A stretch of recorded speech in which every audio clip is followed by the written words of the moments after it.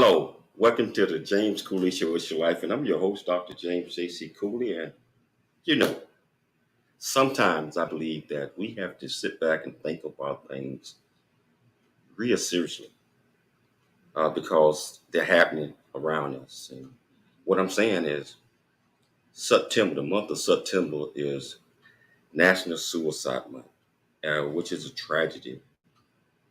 And the main date was September 10th. It's already passed, but we have to be aware of this every single day in September.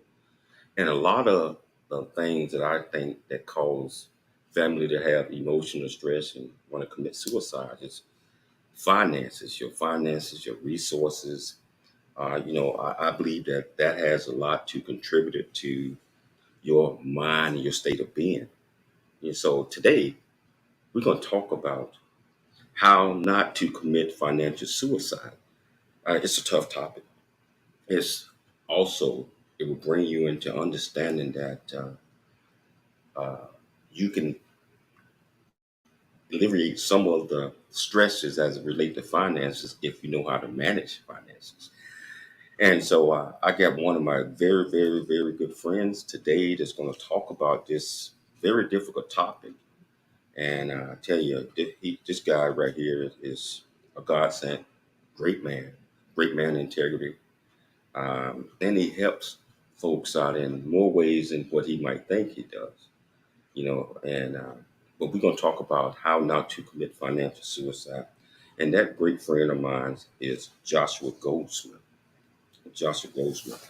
I'm going to tell you a little bit about some of the stuff that he's going to talk about. First of all, you're going to get a chance to know Joshua Goldsmith, who's also the founder and CEO of Goldsmith Financial.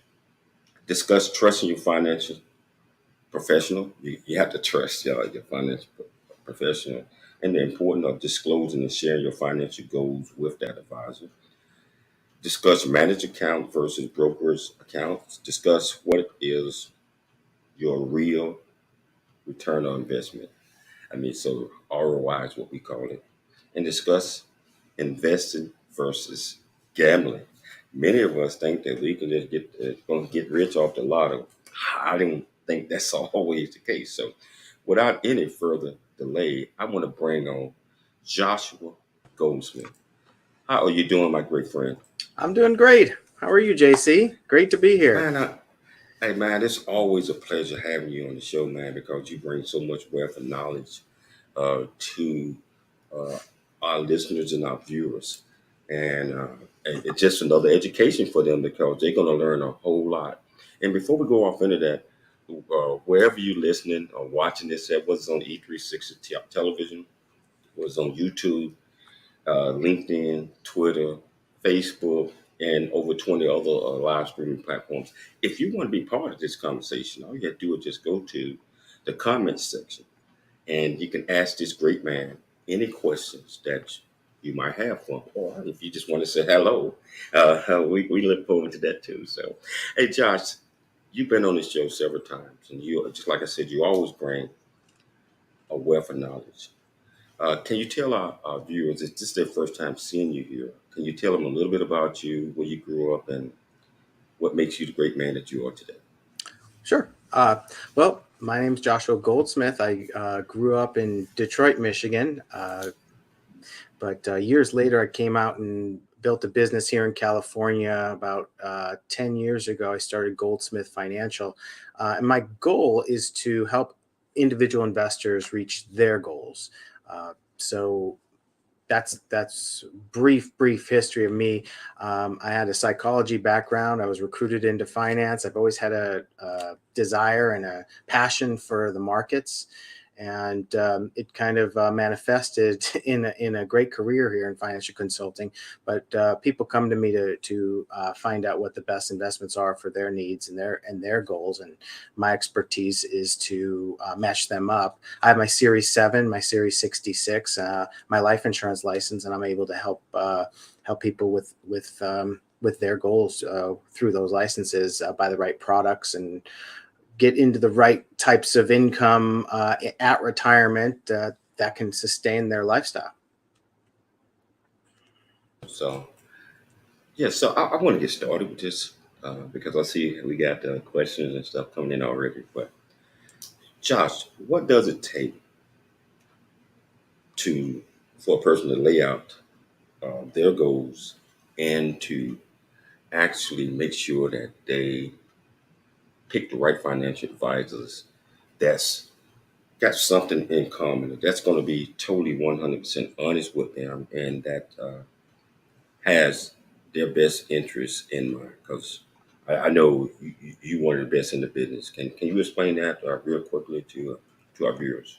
So to be clear, as far as the question goes, JC, what does it take to find a financial professional? No, no. So let me ask it a different way. What does it take to lay your trust into a financial advisor, Okay. someone that's going to work with you, that's going to understand uh, what you're looking for? Because a lot of people are not going to tell you everything. You're right off the bat, so it's going to be very difficult to help them reach their goals if they're Yeah. holding back certain information to make financial decisions, to help make financial decisions. That's what I Okay. was going with that. Yeah. Well, you know, trust is a two-way street. You got to keep in mind that is your advisor giving their thoughts, or do they actively solicit your opinions and ideas? It's active role by the investor. Now, when you're hiring a consultant, financial consultant, it's important, obviously, that you make sure that you're comfortable with the person that you're actually interviewing them. Is he making eye contact with you? Is he or she explaining everything thoroughly, JC? Does he or she have references, and how long have they been in business? These are all pertinent things. Also, you should consider, does your advisor talk openly about risk? Do you understand what the fees you're paying? Does he ask to meet with you regularly to go over your quarterly, semi-annual, annual reviews? And does he remember your goals that you've established when you first set out with him? And does he really ask yourself, does he care about your goals? Because it's important. Wow. I want to delve off into this topic that we're talking about today, Josh, because I think it's important. And how not to commit financial suicide. So, how can financial suicide manifest? Well, you know, financial suicide is actually a very serious thing. It's apropos that this is National Suicide Awareness Month, but financial suicide is actually what most Americans are committing on a daily basis. Okay, um, it, number one, credit card debt. Okay, you're maxing out your credit cards, you're living on your credit cards, it can be a very dangerous game. They want you to get caught up in that. They want you to take credit out every day. You're getting a junk mail, take another credit card, here's some free money, and then the fine print, 25% interest annualized. you know um, those high rises in every major city that say JP Morgan Chase, I mean, who paid for those, JC? It's like, yes, they have, other sides of their business, but they're making 20-30% off the backs of everyday credit card users. It's a very dangerous game to get involved. So, you're saying find a credit card, which we get a lot of, we get millions of them all the time. Even people with no money. I mean, I'm not saying like that, but they get these credit cards and they fill them out, and next thing you know, they get them, and then they continue. They forget that you know Yeah. that you got an 18 to 26% fee on these things, and it seem like free money when you got a credit card, but somebody got to pay for it. They, Can you they talk about that a little bit more?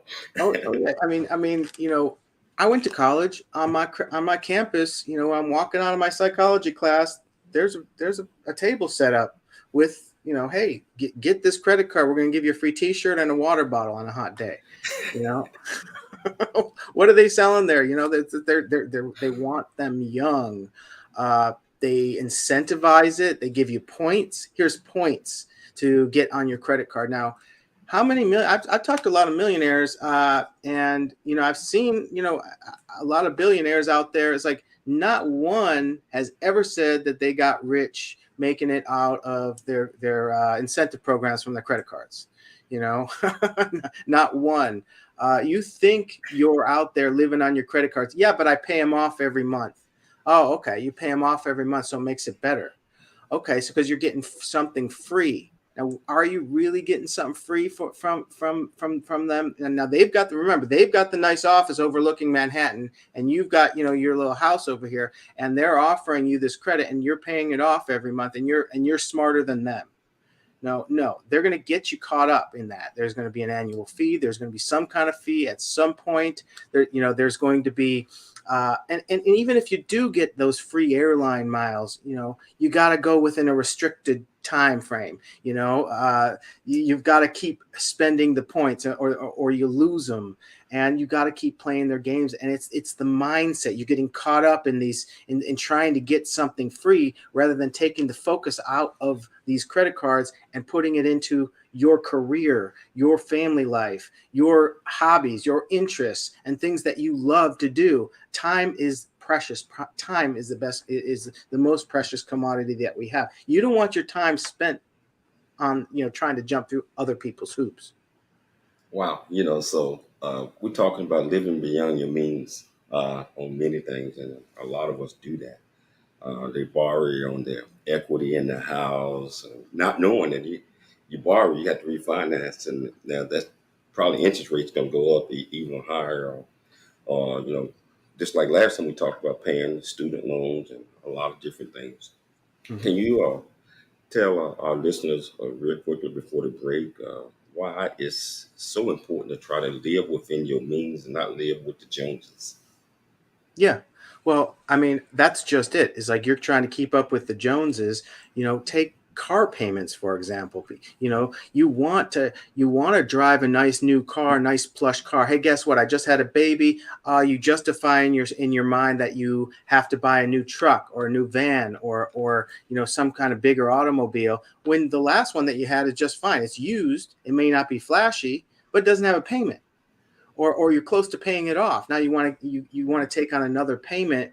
You've got cars are depreciating assets, JC, and they're another thing that help to get people in this country into big debt. And the number one person they're really trying to impress is that person at the stoplight that they don't even know. It's like you pull up in a Jag or something like that. You want to impress them. No. If it's got four wheels and tires and it's moving, it's a depreciating asset, and it's the number one depreciating asset that you're ever going to own. That's one. That's one that we can talk about mortgages. I don't know how close we are to the break, JC, but why do we hold that, man? Why don't we hold that until after the break, and let's come back and talk about mortgage, because that's important. If you want to be part of this great conversation, all you do is just go to the comments on whichever platform you're watching on. Just if Facebook asks you, StreamYard asks you to allow Facebook to show your Facebook picture, please do that and ask the great man any question you want to. It's your life. I'm Dr. James Cooley. We'll be back shortly after.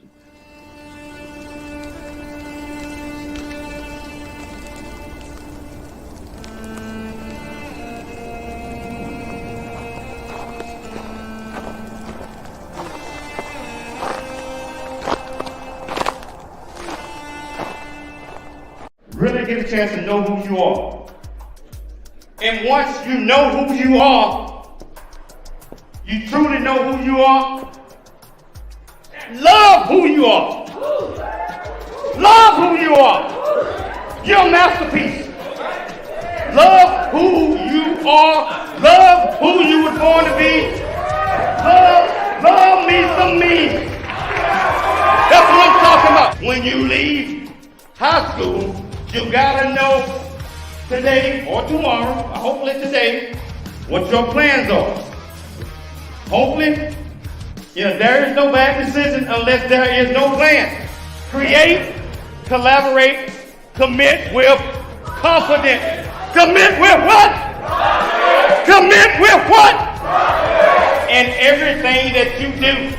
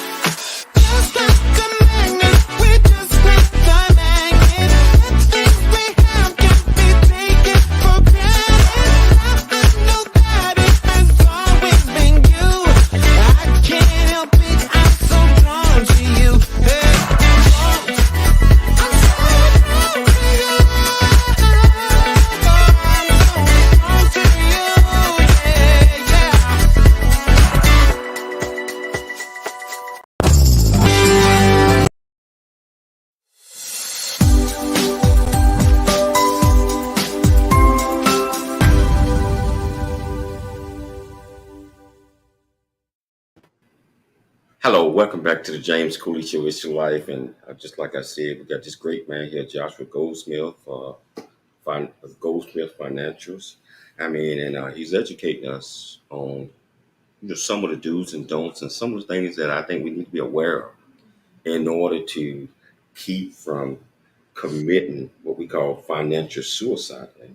Not having, not understanding and going out and just like you said, applying and getting every credit card that that you can get, and also borrowing against your stuff that you already have, because then the interest rates and everything is going to increase unless you have an understanding of how to do that. So, Josh, I want to pick it up with that. Now, we was talking about credit cards, and we was talking about borrowing, living beyond your means, and you was off into that one, but I think you were going to talk about the housing portion, the Yeah. equities. The one of the bottom lines here is what I'm getting at, and I hope the listening audience are getting to this, is that any kind of debt should be the enemy, is not good debt. People, you may have heard good debt somewhere in an economic class or some kind of schooling, but you may be getting money at a very low interest rate. You're still having to pay somebody. It says somewhere that the borrower, it's actually the borrower is slave to the lender. And what drives me crazy is mortgages. Because it's so common. Everyone thinks it's so normal to take out a mortgage. Well, I'm teaching my daughter that she's going to pay cash for her house. Save up now. You have to plan for your future. You start planning at a young age. And one of the reasons is like, okay, so say you have people have said to me, well, I'm going to keep my mortgage because it gives me a deduction every year. So, and it's a low interest rate. So let's say you have a low interest rate. Let's say it's 3.25 or 3.5%. Say you have a $400,000 loan on a 30-year note, JC. You're making $2,000 a month in payments for $24,000 for the year. Of that 24,000, let's just say interest is about $10,000 on your, the interest that you're paying on your loan is about 10 grand. It starts off high and it goes lower as you get closer to maturity of the loan. But let's just say when you're starting off, it's about 10 grand. And let's say you get 100% deduction for that, which you don't. But let's say you get to deduct 100% of of the interest that the mortgage company is charging you. Now you're making $100,000 a year with your job, and you can deduct $10,000, right? So for tax purposes, now you've been reduced to $90,000, right? So a 30% tax bracket, you're at $27,000 for the year instead of 30. So you're making, so in other words, you paid $10,000 in interest for the year. So you paid $10,000 to save $3,000 because you're in a 30% tax bracket. So they're only going to give you a deduction for $3,000. That happens every year on that note. $7,000. So you're paying $7,000 a year in interest because you only got to deduct $3,000 in order for, I hope I'm explaining this right, a 30-year note.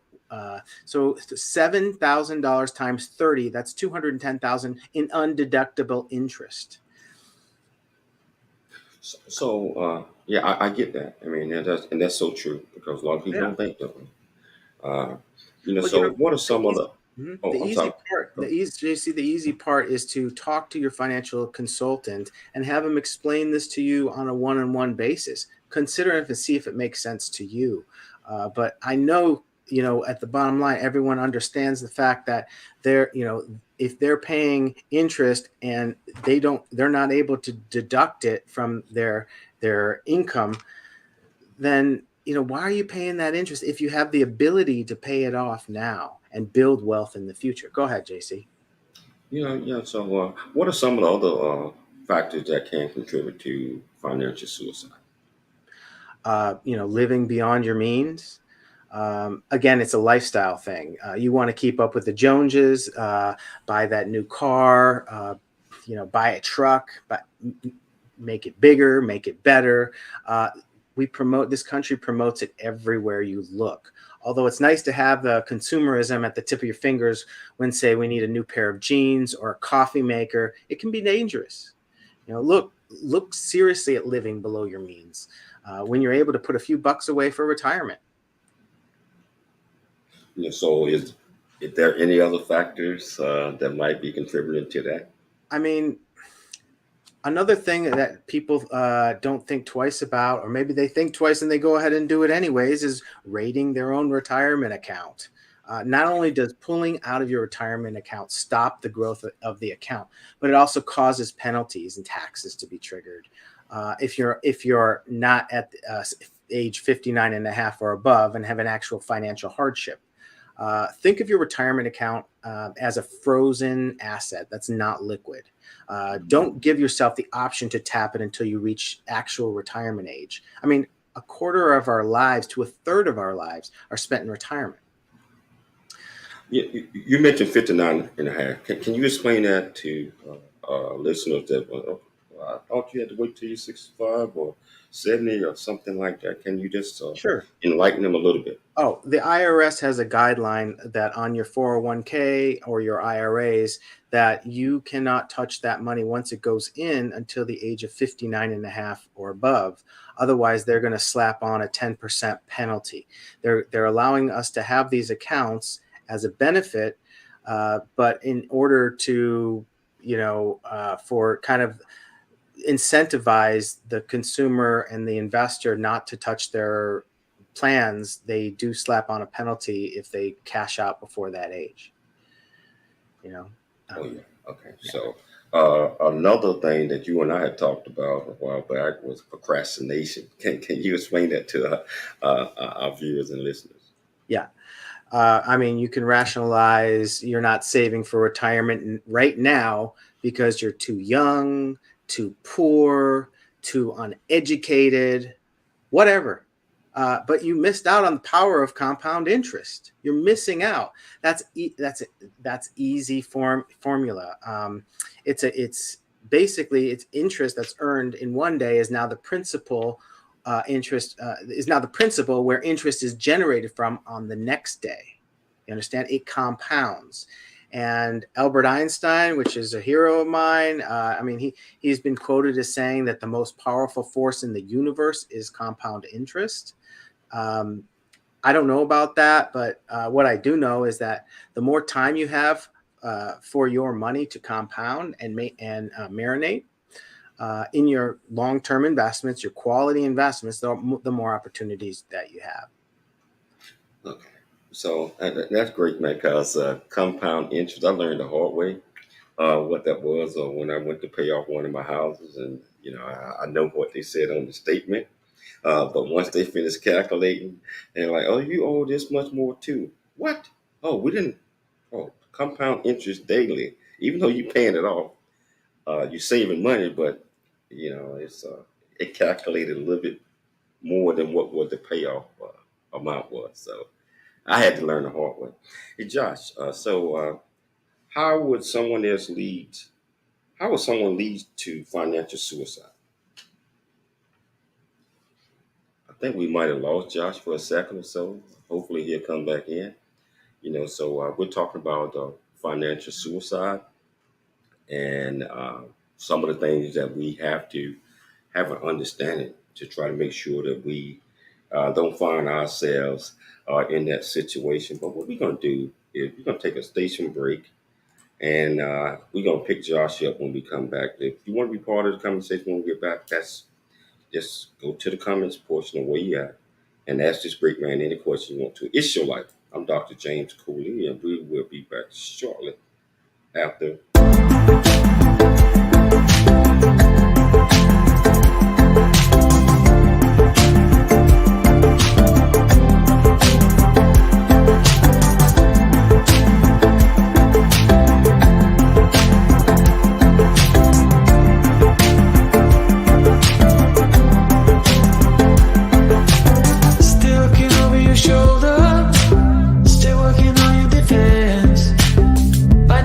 It's all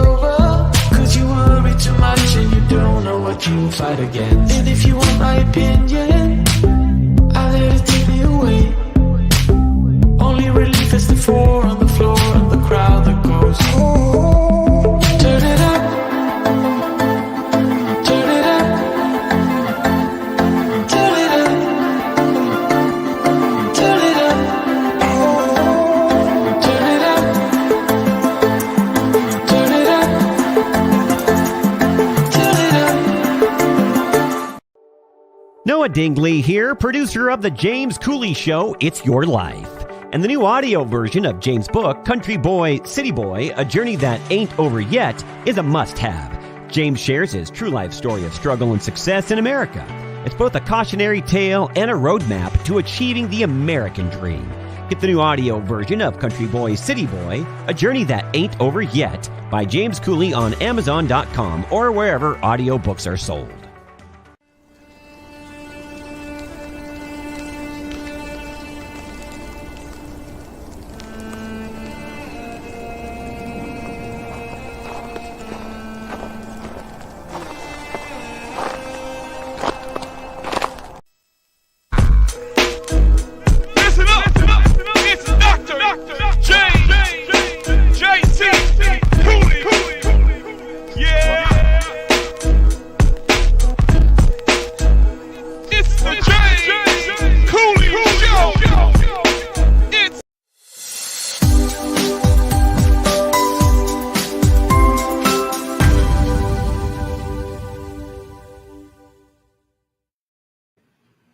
Hello, welcome back to the James Cooley Show. It's Your Life, and we're back, and we got Joshua Goldsmith, and I tell you, he's educating us and letting us know, a lot of things that we might want to think about and avoid, so we won't find ourselves in committing what we call financial suicide. So, Josh, I want to pick it up from there. I know we lost you for a quick second or so, but I got you back.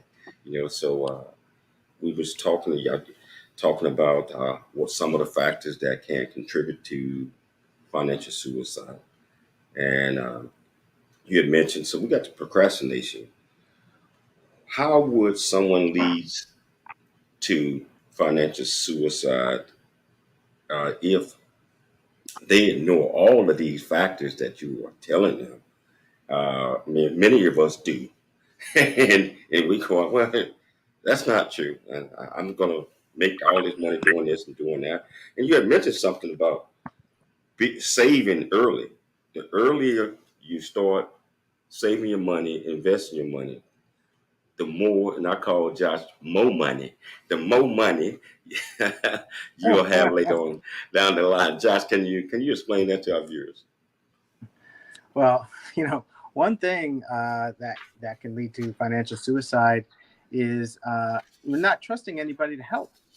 We live in a community, and when we need help, we need to feel at least somewhat comfortable enough to ask for it. It's a risk to ask for help. It means that we're reaching out, opening ourselves up to potentially being vulnerable to somebody else.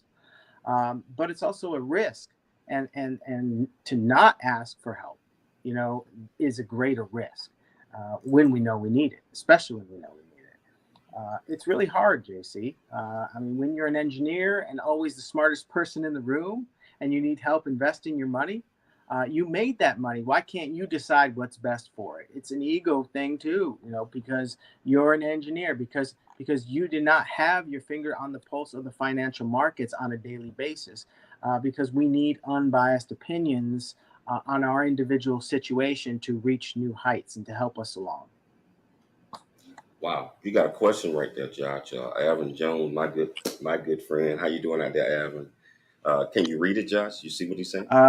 It's pretty slow because I had to switch to my phone. Said here, very JC. intriguing and informative show, JC and Josh. With credit card use, are you saying to get rid of the credit cards or just limit them?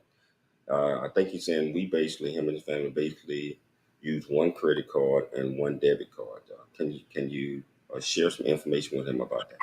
Yeah, see that shredder? The shredder here? Put the credit card right in that shredder, and that's where it goes. Get rid of it. I don't care for emergencies. I don't care for anything. You're going to find an excuse to run it up. You're going to find some reason to use it. If you don't have it, you're not going to use it. Well, you got to come closer to the phone, Josh. We can hardly hear you. Sorry, okay, got you now. I'm saying shred that credit card, Alvin. Get rid of it. Put it in that shredder. Make plans to pay it off completely. Have a different plan for your emergency, because an emergency will happen in your life, but make plans for it, because We know that emergencies happen. We know that the car is going to break down. We know we're going to get an unexpected medical bill. We already know we're alive. We know these things. We've been alive long enough. We know it. And if you don't know it, you know it now. Get that emergency fund saved up, and don't rely on credit. That's what I have to say about that. Wow. Let's change it a little bit. In dealing with someone's life savings, it seems that the investors need to have a very high level of trust in their financial advisors. I know you're talking about that a little bit. How does investors achieve that level of trust with someone new, if a new financial advisor? Yeah, I mean, you've got to, first off, remember that there are safety precautions, because there's so much mistrust today and financial professionals have got a bad rap in the past, and know that it's there's bad apples in every field, but there are safety precautions in place. I think Josh is taking a hit again. Are you back? Can you hear me, Josh? Yeah. Sorry about that. Oh, I mean, whether you're a big, working with a big retail chain, like a cookie cutter investment firm like Edward Jones, or working with a previously bailed out Merrill Lynch, or an institutional house that advertises the revenue sharing agreement in their account applications, or if you're working with an independent RIA, like myself, who puts together custom portfolios and offers exclusive one-on-one investments counseling, all are under the auspicious SIPC and FDIC insurance, depending on the type of securities that you hold. All of them, and all do have some compliance oversight. So you should be somewhat rest assured in that. Now, the level of training that someone has is a factor as well. It is up to the individual to really ask themselves and look for answers when they want to find the right advisor to work with them and their family. okay. So let me ask you this: when should a person consider leaving the advisor, the consultant that they have? And I think I told you my story a time or two, and I don't have a problem with you sharing that. But when should a person consider leaving their current consultant? Well, they should consider it. If they're suspecting any foul play, of course, but really be reluctant and be loyal, because solving a long-term problem with a short-term solution can be financial suicide. Many people, especially first-time investors, don't understand what long-term investing really is. Long-term investing is a series of investments that are for 3, 5, could be 25 years, depending on the time frame for your goals. Now, when you're talking about retirement accounts and you're 42-year-old, and let's say you're 42 years old, and you react with a knee-jerk reaction because of external factors such as, they're raising interest rates. Josh, short-term market volatility, the market's down 20% year to date. People feel powerless because they can't do anything about the market other than, hey, here's my money, go ahead and invest it. They're afraid, and then they order their advisor to sell out into cash. I think cash is going to be the safe route, but that could be financial suicide. You're not only changing your investment objectives with one phone call, you're also changing and potentially jeopardizing your future returns. How do you know when the market will turn around? How do you know? And if you are right this time, you feel like a genius. But what about next time? It's not worth the headache to try and time the markets. And don't be afraid. Nothing good really comes out of fear. It's most important to focus on making more money now. Focus on your career. Focus on making more money now to invest while the markets are down. It feels counterintuitive, but historically, these have been the best times to invest when the markets are down, and they're going to shake out a lot of people. People are going to sell out. So when should you leave your financial consultant? That really depends on the chemistry, JC, that you have and the results of the relationship.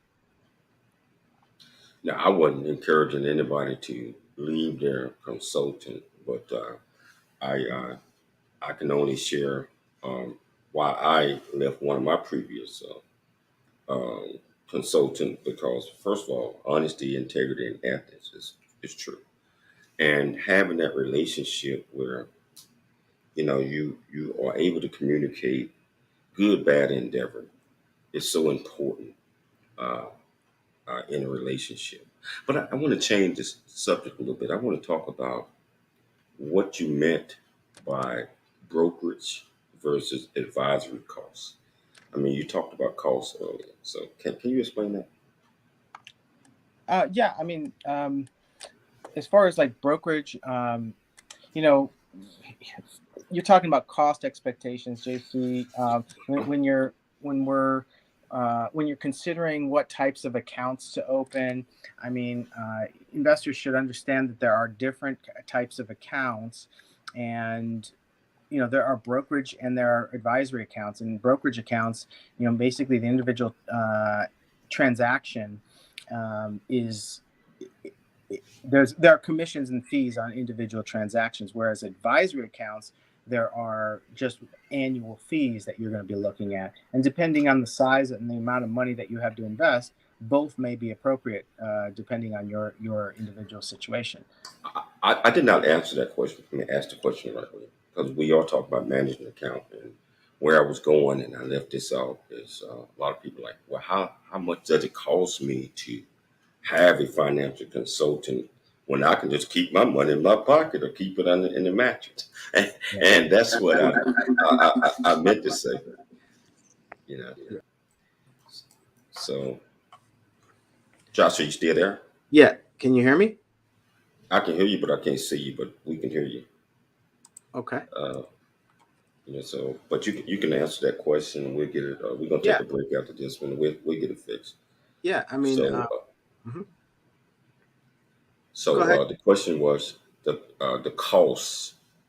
A lot of people might think it costs a whole lot of money just to have a financial advisor, but I don't think it costs that much. I think in the long run, you earn a lot more, and just long as you understand exactly what your advisor is doing, the investments that you choose. I mean, and all of those type of things. But Josh, I think we lost your camera for a second or so. But what we're going to do is we're going to take a break. We're going to get that right. We'll get it right once we get back. So if you want to be part of this great conversation again, that's just go to your comments portion and ask this great man any question you want to. It's your life. I'm Dr. James J.C. Cooley. We'll be back shortly after.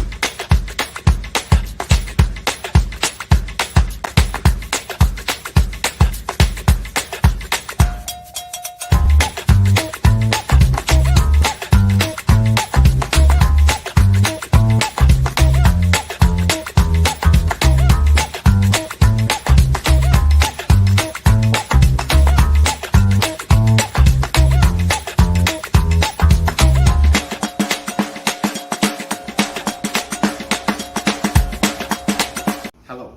Hey, I'm James Cooley. I am the founder and CEO of the J.C. Cooley Foundation, Options, Opportunities, Lasting Choice Program. Our primary mission is to help build a foundation of our youth and young adults and communities. And we encourage everyone to dream big, think big, and be big at everything you do. And the way that you do that is, first of all, you got to believe in yourself. You have to believe in yourself. You have to know that you are here for a purpose. You also have to be able to step out your comfort zone and do things that you probably didn't think that you can do. Life is a series of circles and cycles, raises and stages. These experiences teach you the lessons of life. You can either ignore them or embrace them. Welcome to It's Your Life with James Cooley. James is a motivational speaker, author, military veteran, and founder of the J.C. Cooley Foundation. James is here to equip you to strive for greatness and overcome adversity. It's time to get you equipped today for the challenges of tomorrow. Now, here's the host of It's Your Life, James Cooley. It's your life.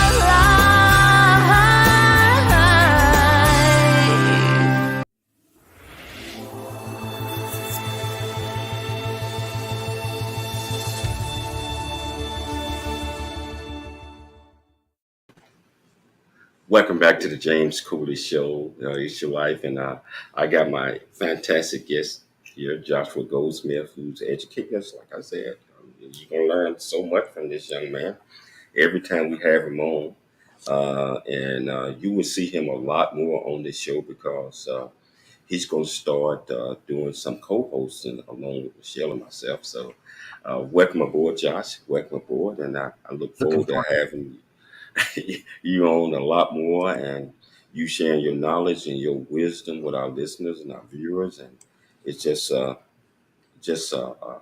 pleasure just having you on. Josh, this is the last segment, and there's so much I want to try to get to. But you know, can you kind of explain to our listeners what can I expect as an investor from my financial consultant, meaning the duties, the potential return on investments, just how you go about being able to put yourself in a situation where you can accumulate wealth over a period of time.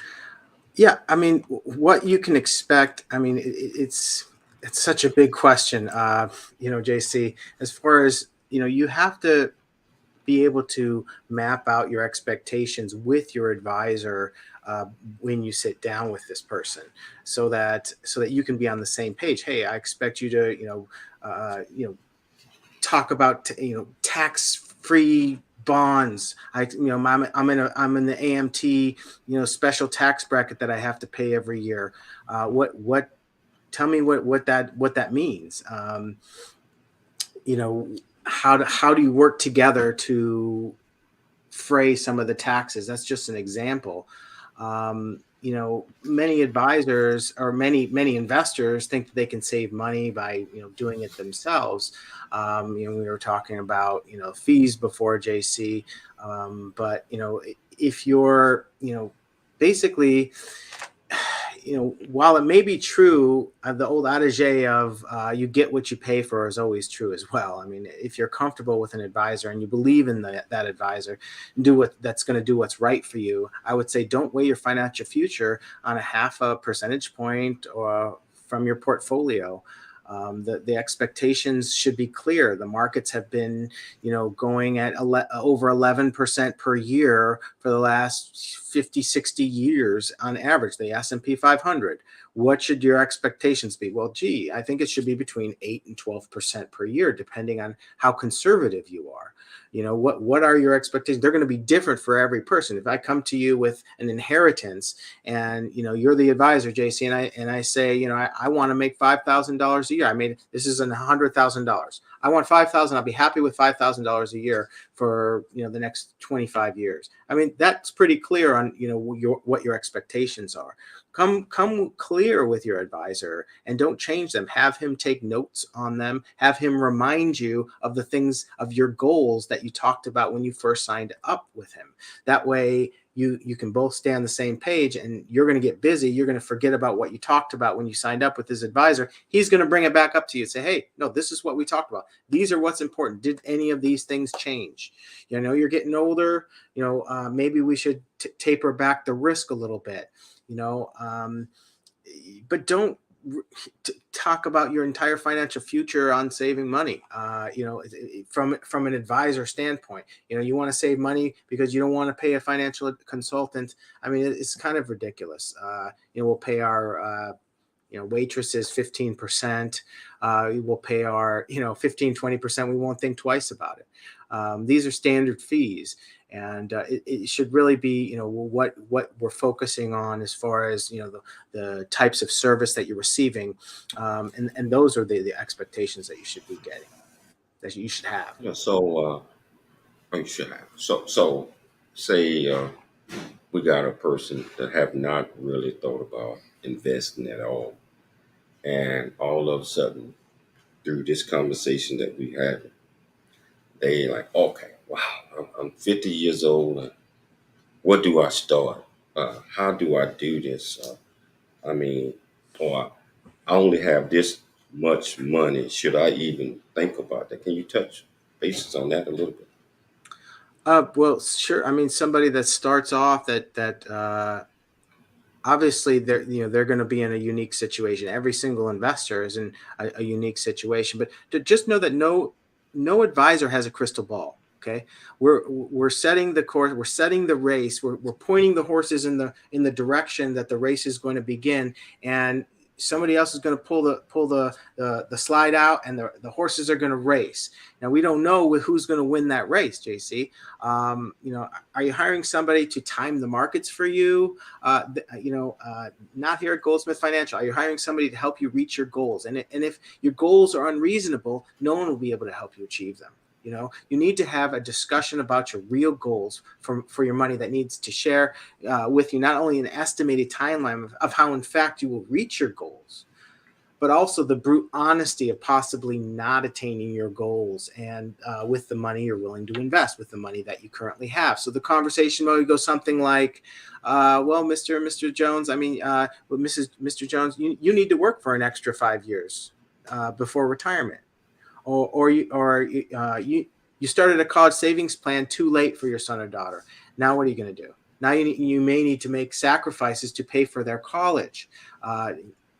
Borrow the money, perhaps, as I shudder to say such a thing, as I'm talking about how, loan is, borrowing credit is the enemy, but these are all considerations.